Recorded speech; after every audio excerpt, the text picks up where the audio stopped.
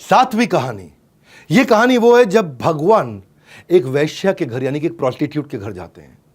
भगवान के साथ में हमेशा 2000-3000 साधु संत यानी कि मॉन्क्स उनके साथ चला करते थे। जब वो उनके साथ चलते थे तो उनका नियम था कि कहीं पे भी किसी भी गांव में 3 दिन से ज़्यादा नहीं रहे, ताकि वहाँ के लोगों के ऊपर खाने का व्यवस्था का कोई बोझ ना पड़े।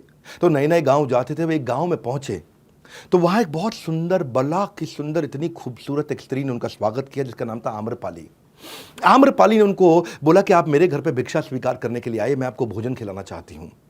और जब आम्रपाली की बात हुई तो सारे गांव वाले थोड़ा अचानक एक दूसरे का मुंह देखने लगे।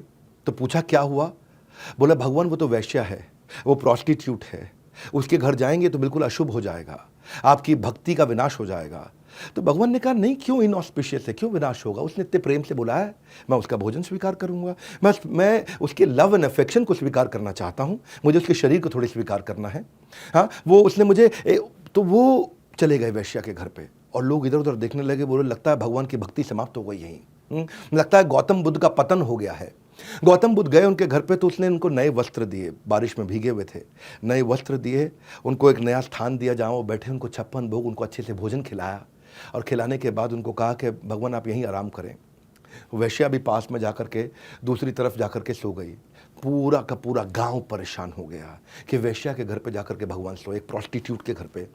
उनके घर के अंदर रात वहीं बिताई है।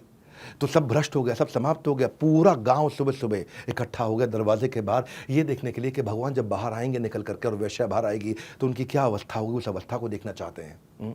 और वो जब सुबह हुई और दरवाज़ा खुला तो दोनों भगवान और वही वैश्य आम्रपाली प्रोस्टिट्यूट दोनों दरवाजे से बाहर निकले। और जब बाहर निकले तो सब हक्के बक्के रह गए देख के।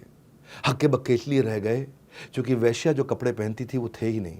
वैश्या ने उस समय गेरुए वस्त्र, सैफरन क्लोथ धारण कर लिए और उस दिन हेड शेव करके वो भिक्षु बन गई।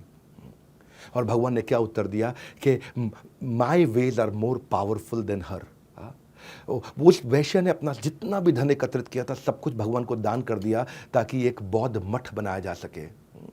और क्या भगवत गीता का प्रिंसिपल यहां स्टैब्लिश किया कि ज्ञान विज्ञान तृप्तात्मा कूटस्थो विजितेंद्रिय युक्त इच्छुते योगी समलोष्ट शमकांचना।